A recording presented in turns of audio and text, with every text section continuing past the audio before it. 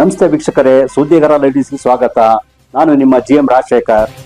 ಚಿಕ್ಕಮಗಳೂರು ನಗರದಲ್ಲಿ ಈಗ ಕರಡಿ ಭೀತಿ ಶುರುವಾಗಿದ್ದು, ಜನನಿಬಿಡ ಪ್ರದೇಶಗಳಲ್ಲಿ ವನ್ಯಜೀವಿಗಳ ಸಂಚಾರ ಕಂಡುಬಂದಿರುವುದು ನಾಗರಿಕರ ನಿದ್ದೆಗೆಡಿಸಿದೆ. ಈಗಾಗಲೇ ಮಲೆನಾಡಿನಲ್ಲಿ ಆನೆಗಳ ಹಾವಳಿ ಹಾಗೂ ಬಯಲು ಸೀಮೆಯಲ್ಲಿ ಚಿರತೆಗಳ ಕಾಟದಿಂದ ಸಂಕಷ್ಟಕ್ಕೀಡಾಗಿದ್ದ ಜಿಲ್ಲೆಯ ಜನತೆಗೆ ಈಗ ನಗರದ ಹೃದಯ ಭಾಗದಲ್ಲೇ ಕರಡಿ ಪ್ರತ್ಯಕ್ಷವಾಗಿರುವುದು ಆತಂಕಕ್ಕೆ ಕಾರಣವಾಗಿದೆ.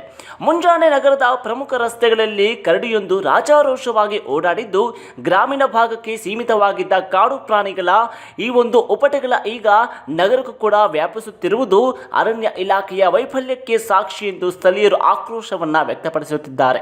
ಮುಂಜಾನೆ ಹೊದಿಕೆಯ ನಡುವೆ ಆಹಾರ ಹುಡುಕುತ್ತಾ ಬಂದಿದ್ದ ಈ ಕರಡಿಯು ಶಂಕರಪುರದಿಂದ MG ರಸ್ತೆಯ ಮಾರ್ಗವಾಗಿ ಗುರುನಾಥ ರಸ್ತೆ ದಾಟಿ ಮಿಲನ್ ಥಿಯೇಟರ್ ಬಳಿ ಕಾಣಿಸಿಕೊಂಡಿದೆ. ಈ ಅಪರೂಪದ ದೃಶ್ಯವನ್ನ ಬೈಕ್ ಸವಾರನೊಬ್ಬ ತನ್ನ ಮೊಬೈಲ್ನಲ್ಲಿ ಸೆರೆ ಹಿಡಿದಿದ್ದು, ಈ ವಿಡಿಯೋ ಇದೀಗ ಸದ್ಯ ಸಾಮಾಜಿಕ ಜಾಲತಾಣಗಳಲ್ಲಿ ಭಾರೀ ವೈರಲ್ ಆಗಿದೆ.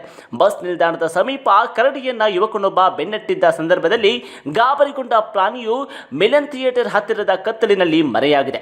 ಇನ್ನು ನಗರದ ಪ್ರಮುಖ ರಸ್ತೆಗಳಲ್ಲಿ ವನ್ಯಜೀವಿಗಳು ಸಂಚರಿಸುತ್ತಿರುವುದರಿಂದ ವಾಯುವಿಹಾರಿಗಳು ಹಾಗೂ ಸಾರ್ವಜನಿಕರು ಹೊರಬರಲು ಭಯಪಡುತ್ತಿದ್ದಾರೆ. ಇನ್ನು ಅರಣ್ಯ ಇಲಾಖೆಯು ತಕ್ಷಣವೇ ಈ ಒಂದು ಕಾರ್ಯಪ್ರವೃತ್ತರಾಗಿ ಈ ಕರಡಿಯನ್ನ ಸೆರೆ ಹಿಡಿದು ಜನವಸತಿ ಇಲ್ಲದ ಕಾಡಿಗೆ ಬಿಡುವ ಮೂಲಕ ನಗರವಾಸಿಗಳಿಗೆ ಸುರಕ್ಷತೆಯ ಭರವಸೆಯನ್ನು ನೀಡಬೇಕೆಂದು ಸಾರ್ವಜನಿಕರು ಬಲವಾಗಿ ಒತ್ತಾಯಿಸಿದ್ದಾರೆ.